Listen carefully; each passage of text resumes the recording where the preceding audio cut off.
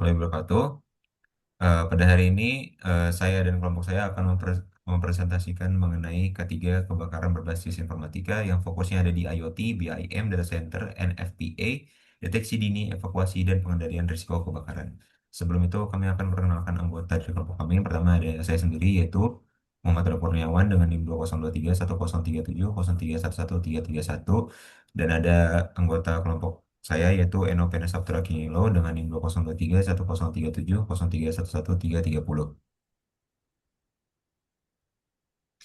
Masuk ke arah pembahasan, jadi di presentasi ini menjawab tiga hal utama. Yang pertama yaitu apakah dua jurnal yang dipakai masih sesuai dengan tema ketiga kebakaran?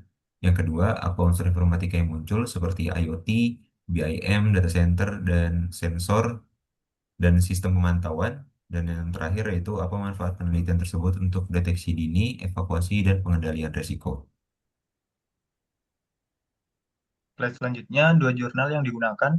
Untuk jurnal pertama, Integrating IoT Technology for Fire Risk Monitoring and Assessment in Residential Building Design, Jurnal Building, terbit tahun 2025, objek penelitian, gedung residensial di Wuhan, China, fokus pada pemantauan kebakaran menggunakan IoT dan BIM.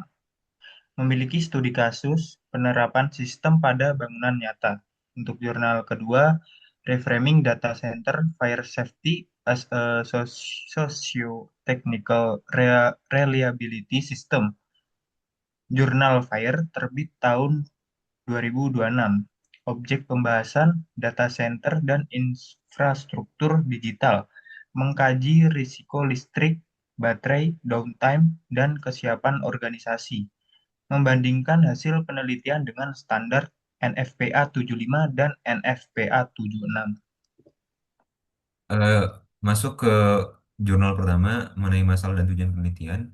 Jadi masalah yang diangkat pada jurnal pertama yaitu sistem kebakaran konvensional sering bekerja terpisah. Alarm, sensor, dan denah bangunan tidak selalu saling terhubung. Yang kedua, pengelola gedung membutuhkan informasi cepat tentang posisi bahaya, kondisi asap, dan jalur keluar yang aman. Dan yang terakhir, bangunan modern semakin kompleks sehingga evakuasi tidak cukup hanya mengandalkan denah statis. Tujuan penelitian membangun kerangka BIM IoT untuk memantau risiko kebakaran, menampilkan kondisi darurat secara digital, dan membantu penentuan rute evakuasi yang lebih aman. BIM IoT merupakan model bangunan digital yang terhubung dengan sensor. Selanjutnya, jurnal satu cara kerja sistem. Yang pertama, sensor, membaca suhu, asap, dan karbon monoksida. Selanjutnya, yang kedua, platform IoT, mengirim dan menyimpan data dari sensor. Dan selanjutnya, yang ketiga, pemrosesan, menganalisis kondisi bahaya secara langsung. Langsung ke 4, BIM, menampilkan area aman dan area berisiko.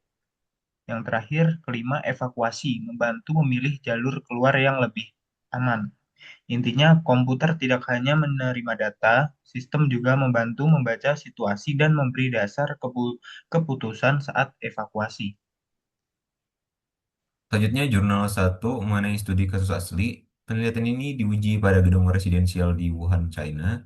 Jadi, artikel ini tidak hanya membahas konsep, tetapi juga mencoba kerangka sistem pada bangunan nyata.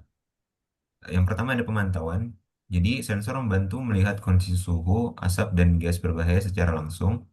Selanjutnya, evakuasi, yang mana rute keluar dapat disesuaikan dengan posisi bahaya dan kondisi penghuni.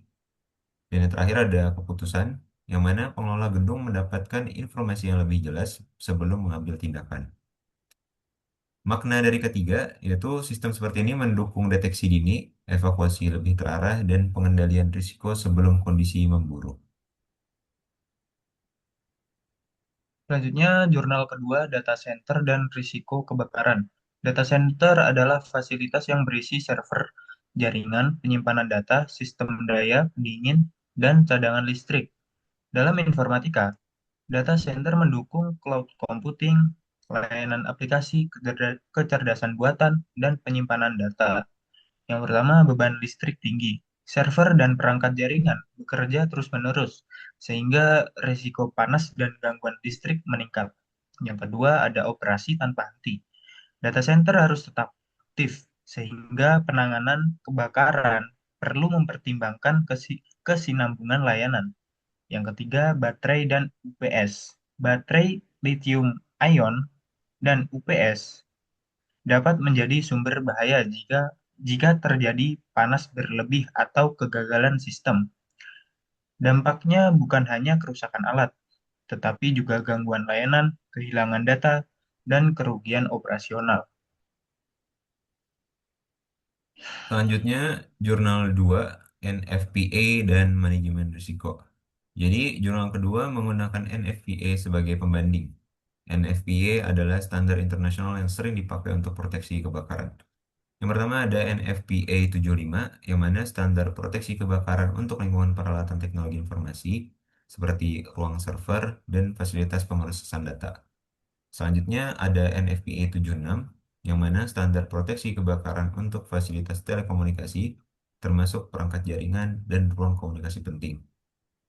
Selanjutnya ada beberapa temuan penting. Yang pertama yaitu ada literatur banyak membahas pencegahan teknis, terutama bahaya listrik dan sistem pemadam. Kesiapan organisasi masih perlu diperkuat, misalnya latihan darurat, prosedur respons, dan pembagian peran. Dan yang terakhir yaitu pemulihan setelah insiden juga penting karena data center harus kembali beroperasi dengan aman. Selanjutnya, perbandingan dua jurnal. Untuk jurnal pertama, Buildings pada tahun 2025, pendekatan penelitian berupa pengembangan dan penerapan sistem. Objeknya gedung residensial dengan kondisi bangunan nyata. Unsur informatika terlihat pada IoT, BIM, sensor, platform data, dan visualisasi. Kuat untuk menjelaskan contoh penerapan K3 berbasis teknologi. Untuk jurnal kedua, Fire tahun 2026, pendekat, pendekatan penelitian berupa systematic review atau tinjauan sistematis. Objeknya data center sebagai infrastruktur digital penting. Unsur informatika terlihat pada server, cloud, baterai, monitoring, dan standar NFPA. Kuat untuk menjelaskan kerangka risiko dan kesiapan organisasi. Keduanya saling melengkapi. Satu menunjukkan penerapan sistem, satu menunjukkan dasar manajemen risiko pada infrastruktur digital. Relevansi untuk informatika dan K3. Hubungan dengan informatika yang pertama yaitu IoT dan sensor untuk membaca kondisi lingkungan. Yang kedua ada pengolahan data langsung dari perangkat lapangan. Yang ketiga visualisasi bangunan dan area berbahaya secara digital. Yang keempat data center sebagai objek penting dalam sistem informasi. Dan yang terakhir yaitu sistem pendukung keputusan untuk kondisi darurat. Hubungan dengan ketiga kebakaran itu ada apa saja? Terdapat 5 poin penting. Yang pertama yaitu ada identifikasi bahaya sebelum kejadian yang besar. Yang kedua, deteksi dini melalui sensor dan pemantauan. Yang ketiga, evakuasi yang menyesuaikan kondisi lapangan. Yang keempat, pengendalian kebakaran melalui prosedur dan sistem proteksi. Dan yang terakhir, pemulihan layanan setelah insiden. Keselamatan kerja dapat diperkuat jika keputusan diambil berdasarkan data, bukan hanya perkiraan. Selanjutnya masuk ke bagian kesimpulan. Jurnal Buildings pada tahun 2025 layak dijadikan contoh utama karena memiliki penerapan pada bangunan nyata dan memakai IoT BIM untuk keselamatan kebakaran. Jurnal Fire pada tahun 2026 layak sebagai dasar teori karena membahas data center, risiko listrik, baterai, pemulihan layanan, dan standar NFPA. Dari dua jurnal tersebut, teknologi informatika terbukti dapat mendukung K3 melalui pemantauan, analisis data, visualisasi, dan keputusan evakuasi. Untuk tugas ini, kedua jurnal bisa dipakai bersama karena membahas kebakaran dari sisi implementasi sistem dan manajemen risiko infrastruktur digital. Eh, Referensi singkat ini adalah dua jurnal yang kami gunakan sebagai tolak ukur dalam pembuatan presentasi. Terima kasih. Kami dari kelompok eh, K3 berterima kasih telah mendengarkan presentasi kami. Wassalamualaikum warahmatullahi wabarakatuh.